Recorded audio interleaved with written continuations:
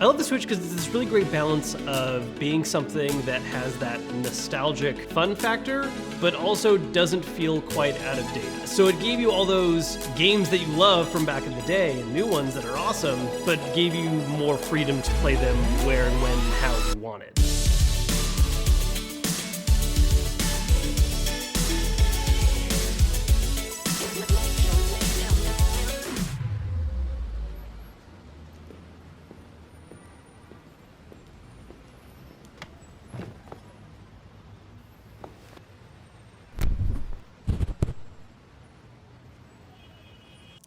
When it comes to functions that the Switch is missing that I wish it had, one of the biggest things would be built-in wireless headphone support. So a lot of different companies have found ways of trying to address that problem. First one that was really popular was Genki, but the problem was that they were a Kickstarter program. But once the Genki actually came out and people started being able to really use them, it definitely became the best option to bring that feature onto the Switch. A big fear a lot of people have with using wireless stuff, especially when it's an adapter, is that you're going to have a lot of noticeable lag between what's happening on screen and what you're hearing. And with the Genki, that's something that entirely depends on what headset you're using. There's different kinds of Bluetooth signals and encoders that can be used, and as long as you're using one of the better options, the right kind of headset, you're not going to have any kind of noticeable lag. What's great about it too is how it's able to use a lot of different kind of headsets. I mean, like I said, some are better or worse than others. For me, I think the easiest option that I really liked is that it would work with my AirPods. I already had AirPods I would use for my phone or just tablets, whatever. And because I can use those with the Switch now, I do have to kind of resync it each time, but it ends up giving me this really low lag experience with something that's just nice and comfortably fit. So that way, if I just want to play on the go and have headphones, I don't want to bother people around me, that's just a great choice. Another thing that's not like a huge problem, but it does get annoying over time, is that the way the Switch is designed makes it small and portable, but not always super comfortable.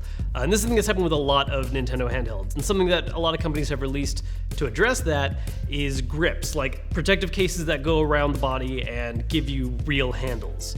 There's a lot of these that have come out for the Switch in a lot of different shapes and have different ups and downs. My personal favorite, though, that I think has all the right balance features for me is the Skull & Co grip. So there's a couple things about the Skull & Co grip that I like more than other options out there, and some of this is just purely personal preference. I think its design does a really good balance between being comfortable but also offering that little bit of extra protection for the Switch, where if, hopefully not, you accidentally drop it, it's not gonna just be absolutely destroyed unless it lands like straight on a pointy rock or something. But the other thing is the grip shape. This varies from person to person. Not every option is gonna be the best for everyone, but I find that the Skull & Co has the most comfortable grip for me out of what I've used. And it actually offers two different choices that you can slot in or out. So kind of depending on whether you got bigger or smaller hands, there's choices that you have. It's not just this is how it is and those are your only choice. I get why the Switch isn't built that way in the first place because of the idea of how to keep it portable, how Joy-Cons dock into different things, and I understand the shape the Switch is in and why it didn't choose comfort over just the kind of size and the way it all slots together, especially with the dock system. So I think a grip is the right way to go to just kind of balance it out. I don't see Nintendo ever addressing or changing that in their main design, and I don't think they need to. Oh, yeah, this. So there's a lot of controllers that come out on the Switch, like a lot. It's kind of something we emphasize on our channel. There's just all different options that are out there.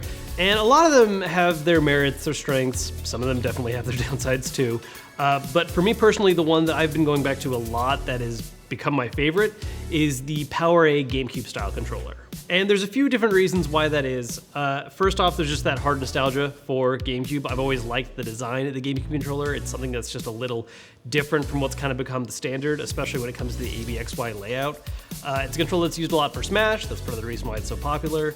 But it's having an option on the Switch that is updated to be a modern controller, but has that form factor. Because you can use a GameCube controller, just an actual old school one on your Switch, and there are good reasons to do that as well, but I think this strikes a great balance of being something that you can use on any game and leverage the benefits of how it's shaped.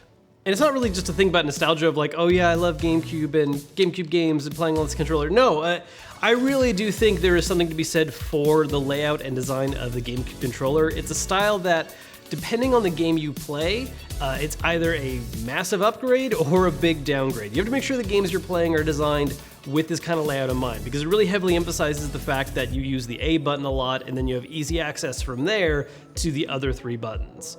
So with that in mind, some games definitely feel a lot better on this. On other ones, I'll probably switch over to the Switch Pro controller or even just use Joy-Cons. Ha! I was ready this time. Okay.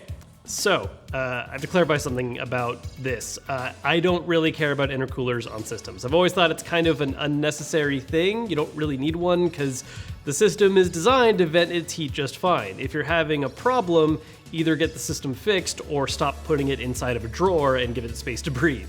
That being said though, I do like this intercooler, not because it's an intercooler, but because of how it changes the way that you use the dock. And what I mean by the way that it changes the way you dock, normally you're docking just straight down into the Switch, which can work for certain setups, but it's kind of an inconvenient design if you put it in like a lower shelf or something where there's like a ceiling to deal with. So what this does is it changes the design to being sideways, but just diagonal a little bit, because straight sideways would be really annoying. But it's lifted enough to where then you can just kind of slide the Switch down into it, so it's easier to put away in situations like that, which adds a nice little kind of freedom to where you can set the Switch dock up.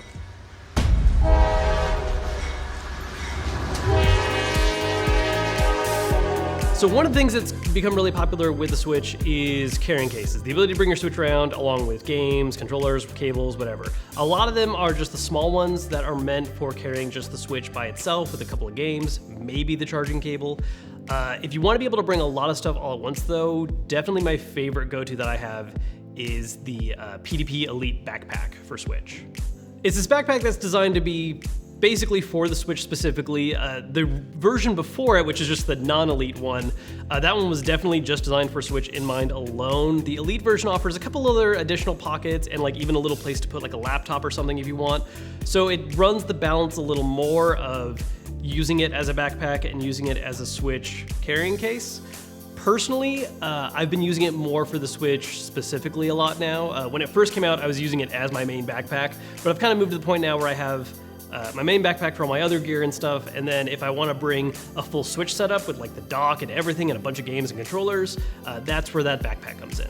Something I really like about it too is that it's not super over the top with being a gaming themed thing, especially with a lot of the smaller carrying cases for the Switch. You get into stuff where a lot of it is heavy themed, which is cool, that's fine, but for something that you're actually like wearing on your back while you're walking around places, it'd be nice for it to not be super flashy. So I really like that it's this kind of just very plain looking gray. It still has branding on it. It's not like entirely like not Switch related, but I think it does this good balance of being like actually a good looking backpack at the same time of serving this, gaming focused purpose. What's great about the Switch 2 is that as much as I love all these different accessories, this is just what's come out in the first 2 years of the system, basically. So there is so much more to come, and I'm really excited to see what else we get in the future.